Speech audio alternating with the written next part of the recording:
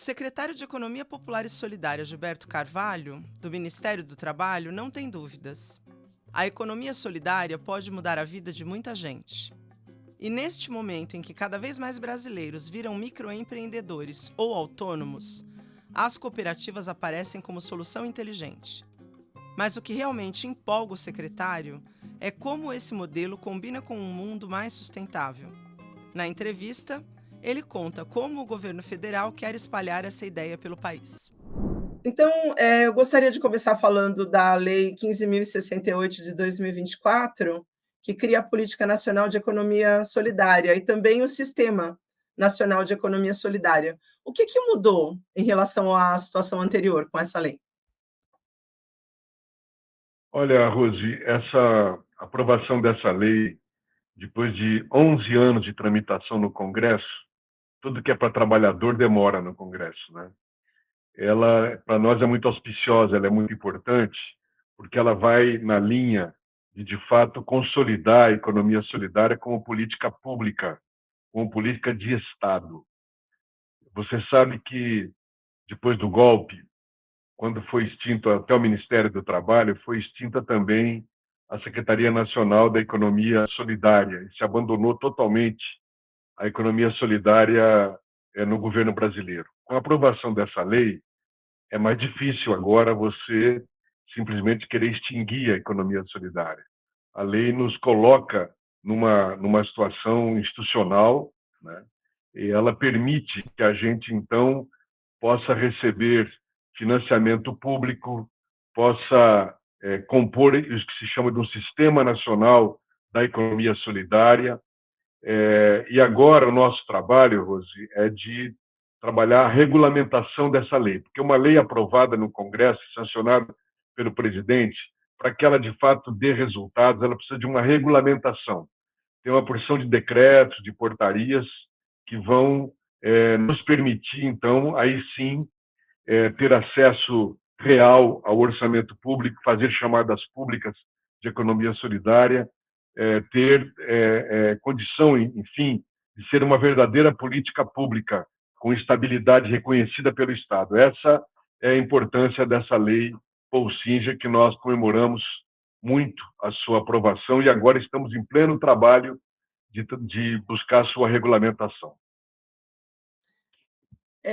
Os trabalhadores que vivem por conta própria no Brasil, uma das principais questões que eles enfrentam é que não têm proteção social e direito à aposentadoria. O senhor acredita que a organização desses trabalhadores no cooperativismo pode ajudar a sanar essa dificuldade? E de que forma? Olha, sem dúvida nenhuma, a questão previdenciária é uma questão crucial no Brasil, onde os empregos crescem, mas grande parte deles, maioria deles, não é formal. Então, há um drama, né? Você pega, por exemplo, os trabalhadores em aplicativo no Brasil hoje. Eles estão fora da Previdência, porque não foi regulamentada ainda a profissão deles e a relação dele com as empresas de tecnologia, as empresas de transporte, na verdade, que estão aí no mundo das novas tecnologias, no mundo desse novo das plataformas.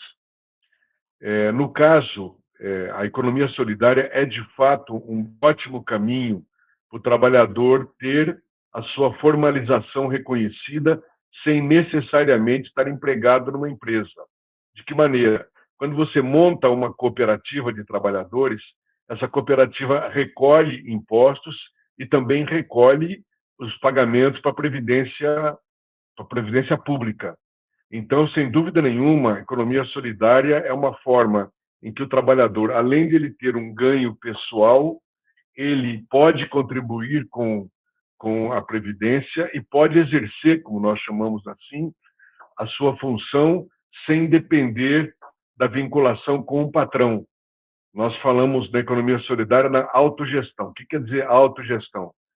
São os trabalhadores que são donos dos próprios equipamentos, donos dos meios de produção e gerenciam, governam, digamos, dirigem esse empreendimento de forma solidária, de forma conjunta. A autogestão é isso. Os próprios trabalhadores fazem a gestão do próprio negócio, do próprio empreendimento. E com isso experimentam uma nova forma, uma nova possibilidade, um novo jeito de se produzir, de se comercializar, de se consumir. Economia solidária é, além de um aspecto econômico propriamente, de produção, de consumo, de comercialização, é também uma filosofia de vida, onde você troca a acumulação do poder e do lucro pela socialização, pela partilha, né, da gestão e pela partilha também dos ganhos que vêm do teu trabalho.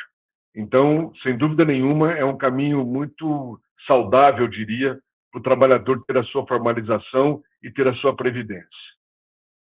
O senhor até mencionou já, né, que a questão dos aplicativos é uma questão muito, me parece, urgente no Brasil, porque são pessoas que estão bastante alijadas dos direitos trabalhistas. E qual que é o principal desafio para as cooperativas se desenvolverem, principalmente nessa área, né, dos trabalhadores por aplicativo? Eu sei que já teve experiências de prefeituras que incentivaram, mas o que que o senhor acha que poderia impulsionar essa prática? Então, Rose, nós estamos aqui no Ministério do Trabalho lutando em duas frentes. Uma delas e a Senai está envolvida, que é a regulamentação do trabalho em plataforma. Não só para entregadores, não só para motoristas, mas pensando também nas cuidadoras, pensando também nas domésticas, pensando em todo tipo de trabalho que hoje é organizado de alguma forma através de aplicativos. Toda revolução tecnológica ela traz um desafio. Por quê? Porque a classe dominante, a elite, se apropria da tecnologia não para partilhar os acúmulos resultantes dessa tecnologia, e sim para aumentar a taxa de exploração. Foi assim no início da Revolução Industrial, quando o advento da máquina fez com que se criassem jornadas de trabalho de 18 horas e assim por diante, exploração das crianças, das mulheres sem fim. E agora a mesma coisa, aconteceu uma revolução tecnológica no mundo do trabalho e a elite dominante do mundo todo tenta usar isso para romper, inclusive, direitos já conquistados pelos trabalhadores, como jornada de 8 horas, como salário mínimo, como direito a férias, direito ao descanso remunerado, direito à previdência e assim por diante. Então, num fronte, nós, desde o ano passado, fizemos uma mesa tripartite, governo, trabalhadores e patronato, para tentar chegar a um acordo para a regulamentação das profissões. Esse trabalho ainda está em curso. Nós, com os motoristas, chegamos a um acordo, fizemos um projeto de lei, mas está parado há um ano no Congresso Nacional. E com os entregadores não foi possível fazer o acordo, porque as empresas saíram da mesa num dado momento, mas agora, inclusive graças ao break que eles fizeram nacional, onde conseguiram paralisar atividades em 200 cidades, conseguiram ter mais força, a gente voltou à mesa e vamos agora chamar de novo o patronato para que se sente e a gente vai, de um jeito ou de outro, fazer um projeto para que haja regulamentação. O que quer dizer isso? Que haja ganho mínimo dos trabalhadores, que haja transparência algorítmica, quer dizer o quê? Que o trabalhador saiba quanto que ele está ganhando, quanto que a empresa está ficando, quanto custou a corrida para o próprio passageiro e quanto que fica para ele, por que ele é punido, por que ele é afastado, bloqueado às vezes pela empresa. Ele não sabe de nada disso, não há nenhuma transparência nesse processo. Além disso, a questão da segurança, que a empresa, quando um jovem pega uma moto emprestada, às vezes, ou alugada, e sai fazendo entregas e se quebra, infelizmente, numa esquina da vida, a empresa não tem nada a ver, a não ser um seguro modesto que ela recolhe. Tudo fica por conta do próprio trabalhador e do Estado brasileiro, através do SUS, através do benefício de prestação continuada, quando ele fica impossibilitado do trabalho e assim por diante. Então, esse é um fronte de luta que nós estamos enfrentando e é uma novidade importante. Agora, em junho, a OIT, Organização Internacional do Trabalho, nós vamos participar, está fazendo uma reunião para trabalhar esse tema e no mundo todo fazer uma convenção para obrigar os países a fazerem leis que regulamentem essas profissões, como já disse, não só dos entregadores, mas todas as atividades regidas ou intermediadas pela questão dos aplicativos. E no outro fronte, Rose, nós estamos estimulando os trabalhadores a construir suas cooperativas, que é uma forma também de autodefesa, de autossustentação, e o trabalhador pode sim ter suas cooperativas. A prova disso é que já foi criada a Liga Coop, é uma das iniciativas, criada lá em Caxias, mas se espalhou já por todo o país, e nós estamos apoiando essas cooperativas, procurando, dando formação técnica e de autoconsciência da importância desse trabalho, apoiando eles na conquista de um software adequado, porque para você trabalhar numa cooperativa de entrega, por exemplo, você precisa, ou de motorista, tem que ter um aplicativo parrudo, capaz de dar conta de toda essa tecnologia, né, que significa o algoritmo, isso que a Uber 99 e as empresas iFood e tal usam, e tem muito desenvolvimento nessa área. Então, nós estamos contribuindo com essa. E a nossa expectativa é de que, de fato, daqui para frente, as cooperativas cresçam também nessa área, também com os entregadores, porque a gente enxerga aí uma forma adequada de os trabalhadores não serem mais explorados, onde o lucro não seja a regra que dirija, digamos assim, essas relações de trabalho. Falando um pouco sobre as periferias, a gente observa nas periferias que tem uma série de atividades econômicas, que se desenvolvem ali naqueles locais. O senhor acha que a economia solidária poderia melhorar a qualidade de vida dessas pessoas e impulsionar essas atividades, e de que forma? Olha, sem dúvida nenhuma. Se uma senhora costureira e ela faz a costura para uma daquelas fábricas, onde ela coloca uma etiqueta ou ela prega um botão, ela faz uma parte, digamos, de uma peça, de uma blusa, e entrega para o intermediário que entrega para a fábrica, qualquer uma dessas grandes redes de produção, por exemplo, no caso da confecção, trabalha muito assim, ela sofre uma exploração imensa. Se ela se juntar com mais 5, 6 ou com 10 costureiras, elas vão poder fazer um trabalho muito diferenciado, obter um ganho muito melhor e sem a exploração de um intermediário nesse caso. Ela pode negociar, por exemplo, diretamente com a fábrica ou montar a sua própria marca, e assim por diante. Um catador sozinho pelas ruas de São Paulo ou do Brasil tem muito mais dificuldade de conseguir vender o seu produto, que ele, com muito suor e sofrimento, recolhe durante o dia. Se ele tiver numa cooperativa, ele pode conseguir entregar esse material coletivamente, ganhando melhor e tendo condições de trabalho mais adequadas. O pequeno agricultor, a mesma coisa, né? Se ele sozinho vai vender, vai comprar o insumo ou vai vender o produto dele, ele tem muito mais dificuldade que se ele estiver coletivamente envolvido numa cooperativa. Então, a economia solidária, ela tem uma proposta de melhorar a qualidade de trabalho e de ganho, ao mesmo tempo, das pessoas.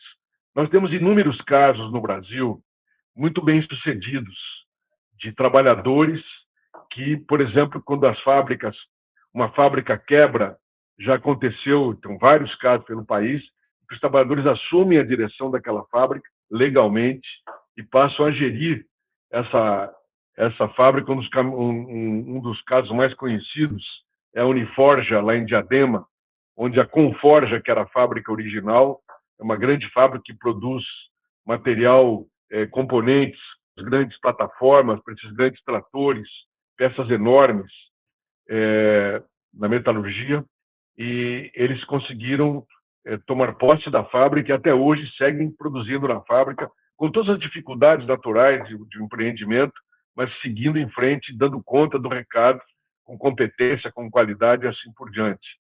Eu posso dar um exemplo, por exemplo, é duro falar duas vezes exemplo, me perdoe, da Justa Trama. Justa Trama é uma rede que nós temos que agrega duas cooperativas do norte do país, do Nordeste, na verdade, no Ceará, em Tauá e em Mossoró, no Rio Grande do Norte, onde os trabalhadores cultivam o algodão orgânico. O algodão, como vocês devem saber, é uma das culturas que mais leva agroquímico pelo mundo afora. É terrível o envenenamento do algodão. Mas eles conseguem produzir um algodão orgânico, agroecológico, consorciado com outras plantas. Esse algodão, inclusive, parte dele é algodão colorido, aquele algodão que a Embrapa desenvolveu, que tem uma cor meio amarronzada. Esse algodão, os fardos desse algodão são entregues por essas duas cooperativas, na verdade vendidos por uma outra cooperativa que fica em Pará de Minas, onde uma fábrica, antiga tecelagem ocupada, transforma esse algodão em fios e parte dele já em tecidos. Esses fios e esse tecido é enviado para outra cooperativa em Porto Alegre, no bairro de Sarandi, onde a Univens, que é uma outra cooperativa, transforma esses fios em malha e faz do tecido que chega confecção. Confecção de alto nível, confecção muito bem feita para ser vendida em boutiques, etc. Aí os botões são feitos por uma outra cooperativa de mulheres trabalhadoras lá em Rondônia, a partir de um tipo de coco que permite a confecção desses botões. Então, tudo isso vira um produto final, que é um produto que produziu não exclusão, mas inclusão ao longo da sua trajetória de montagem, de fabrico, de produção, e, ao mesmo tempo, gerou um ganho decente e uma forma autogestionada de fazer uma peça de tecido, totalmente diferente da forma tradicional, que gerou muitas vezes trabalho escravo, trabalho sem condições ou baixo salário. E essa mesma cooperativa, Rose, acaba de ganhar, ou melhor, já no final do ano passado, ganhou uma concorrência na rede de hospitais Conceição, em Porto Alegre, onde eles entregam para a área infantil toda a parte de roupas de cama. Então, aquelas crianças recebem uma roupa de cama de algodão orgânico, portanto saudável, gerando, de um lado, conforto e saúde, e, ao mesmo tempo, gerando um ganho importante para essa cooperativa. Então, eu fiz questão de contar essa história para manifestar, para mostrar como os trabalhadores são capazes de se auto-organizar, são capazes de gerir o próprio negócio de forma coletiva, e não se trata de trabalhadores que querem ser pobres a vida inteira, não. É gente que quer melhorar seu padrão de vida, só que não excluindo, não o farinha pouca, meu pirão primeiro. Farinha pouca, partilhamos essa farinha que ela se multiplica. Essa é a nossa filosofia, e que tem dado muito certo em muitos lugares desse país afora. Claro que podia ser melhor, mais amplo, se nós tivéssemos uma compreensão maior do que é a economia solidária, se os governos investissem mais pesadamente. Mas isso é uma conquista que nós estamos aos poucos fazendo. O senhor mencionou essa produção de algodão orgânico, isso levanta também é um grande desafio para o Brasil, para o mundo, a produção sustentável, né, de alimentos, inclusive. E o senhor acredita que em outras áreas também, o cooperativismo pode chegar a um modelo de produção sustentável para contribuir com a sustentabilidade econômica, né? E ambiental também? Nós não temos escolha, né, Rose? Nós precisamos jogar muito pesado nessa mudança do padrão produtivo, da forma de produção, do modelo de produção, do modelo de mercado, porque o jeito atual está nos levando à falência. Nem preciso falar do que tem ocorrido no mundo ultimamente. A economia solidária combina totalmente, ela necessariamente é vinculada a essa proposta de uma nova relação com a Mãe Terra, nossa relação com a produção. Então, a questão da agroecologia, do cultivo orgânico, é essencial para nós, assim como na outra ponta, a mudança dos parâmetros de consumo. Com o atual padrão de consumo que nós temos, a Terra não aguenta. Como diz nosso querido Leonardo Boff, seriam necessários 2 planetas para darmos conta desse padrão de consumo. A Terra não aguentou já deu o grito, e aí estão as manifestações todas de tragédia que nós temos em todos os cantos do planeta.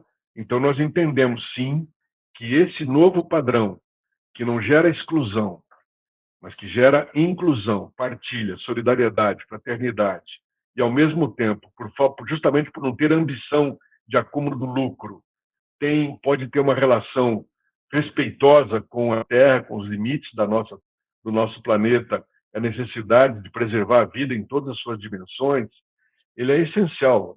Por isso que a gente diz sempre que a economia solidária não é só uma atividade econômica, é também uma postura diferente frente à vida, é uma forma nova de você produzir de forma sustentável, comercializar de forma sustentável, onde ganha quem produz, quem intermedia e quem consome, e uma nova forma de consumo.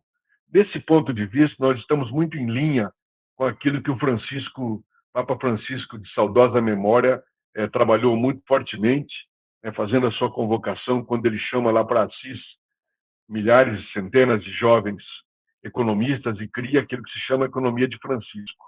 É na mesma linha, na linha de uma economia que gera vida, que gera inclusão e não gera morte. Então, é por isso que a gente está insistindo, teimando, né, tentando convencer o nosso próprio governo da importância da economia solidária, que não pode ser apenas um nicho, um pedacinho de gente lá trabalhando fraternalmente e tal. Não, tem que ser uma forma de política que contamine, no melhor sentido do termo, toda a nossa filosofia econômica e a nossa filosofia de governo.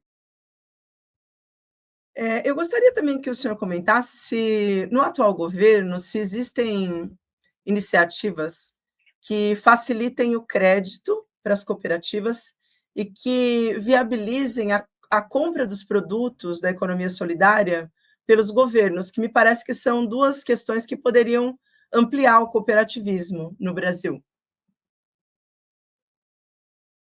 Hoje nós temos um ótimo exemplo disso que você falou, que são os dois programas voltados para a agricultura e para a alimentação, que foram fundamentais até hoje no nosso país, que é o PAA, o Programa de Aquisição de Alimentos. Como é que funciona o PAA?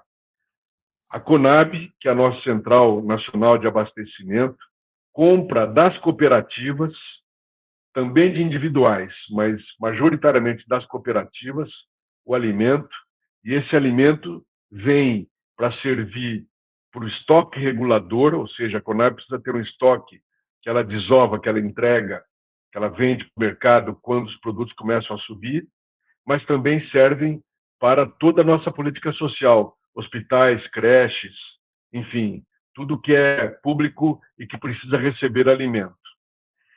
E junto com o PA foi criado também o PNAE, Programa Nacional de Alimentação Escolar, aquele programa que faz com que as prefeituras comprem pelo menos 30% da alimentação escolar, da merenda, da agricultura familiar. Esses dois programas casados foram, sem dúvida nenhuma, um fator fundamental para o desenvolvimento do mundo da economia solidária rural, das cooperativas e associações da agricultura familiar. Então, essa coisa da compra pública é muito importante no caso da economia solidária. Sem a compra pública e sem o financiamento, vamos lembrar também que nós temos, no caso da agricultura familiar, o PRONAF, que é o financiamento da agricultura familiar. Com esses dois elementos combinados, financiamento público e compra pública, você catapulta, você estimula, né, não só o surgimento, como o desenvolvimento das cooperativas. No caso urbano, infelizmente, no industrial, comercial, nós não temos esse mecanismo, não temos um PRONAF, não temos um PA, não temos um PNAE. Isso, de fato, torna muito mais penosa a atividade das cooperativas urbanas. Por isso, a nossa briga atual aqui internamente no governo, nossa luta, nossa movimentação, para conseguirmos, por exemplo, essa questão das compras públicas. O caso que eu citei de Porto Alegre é um caso virtuoso em que um hospital público faz uma licitação, mas pontua de maneira especial quem trabalha em cooperativa, e com isso a Justa Trama ganhou aquela licitação e pôde fornecer os lençóis, que eu já contei, para os hospitais. O governo do Rio Grande do Norte saiu na frente, o governo da nossa querida Fátima Bezerra saiu na frente, também está fazendo um processo de compra pública na área da saúde, comprando também na linha de lençóis, na linha de componentes da saúde, luvas, etc., da economia solidária. Então, a nossa luta aqui é para que, já estamos em contato com o Ministério da Gestão, para que a gente possa cada vez mais incluir nos processos licitatórios do governo federal vantagens para quem trabalha com economia solidária. Por que o governo precisa fazer isso? Porque ele tem que estimular essa economia solidária, ele tem que estimular essa nova forma de economia, porque ela faz bem para o povo, ela traz vida para o nosso povo, ela traz esperança, ela traz solidariedade, ao contrário da concorrência ou da acumulação de lucros nas mãos de tão poucos como nós temos pelo Brasil afora. Então, essa é a nossa foco, digamos, de luta aqui na Secretaria Nacional de Economia Solidária. Nós estamos chegando aqui ao final do nosso programa. Eu gostaria de agradecer muitíssimo por o senhor ter aceitado o nosso convite e pedir para o senhor se despedir do nosso público que está nos assistindo. Muito obrigada. Oi, Rose, eu fico agradecido em nome do nosso povo da Economia Solidária por esse espaço aberto. Quero cumprimentar a Fundação Perseu Abramo, cumprimentar você por terem tido essa ideia e essa iniciativa de nos convidar para essa conversa. Nós estamos aqui à disposição. Estamos num momento muito importante que nós acabamos de fechar um edital onde nós contratamos 500 agentes de economia solidária que vão trabalhar nos territórios, junto com os agentes da cultura, com os agentes de saúde, para estimular o nosso povo a se engajar em processos, em associações da economia solidária, para ajudar esse povo a sair, muitas vezes, do desemprego, da informalidade, para se juntar em torno de iniciativas, seja uma horta comunitária, seja uma cozinha solidária, uma cozinha comunitária, seja um grupo de, como eu já disse, de mulheres ou homens que se juntam para fazer artesanato junto, para fazer qualquer produto, enfim, que possa ser produzido conjuntamente, construindo empresas comunitárias. Estamos aqui absolutamente à disposição nas Senais, dentro do Ministério do Trabalho, apoiados muito pelo nosso ministro Luiz Marinho, pelo presidente Lula, para seguirmos em frente com essa missão. É uma missão muito gratificante, porque a gente trabalha naquilo que é essencial, é mudar a cultura do nosso povo, saindo de uma cultura do indivíduo para a cultura coletiva, na contramão de todo esse processo triste que nós vivemos hoje, que é o processo da separação, do ódio, da exclusão. Agradeço muito, Rose, parabéns pelo teu desempenho nessa entrevista. Você é uma ótima entrevistadora e conte comigo sempre, conosco sempre, quando for necessário. Muito obrigada. Tchau, tchau.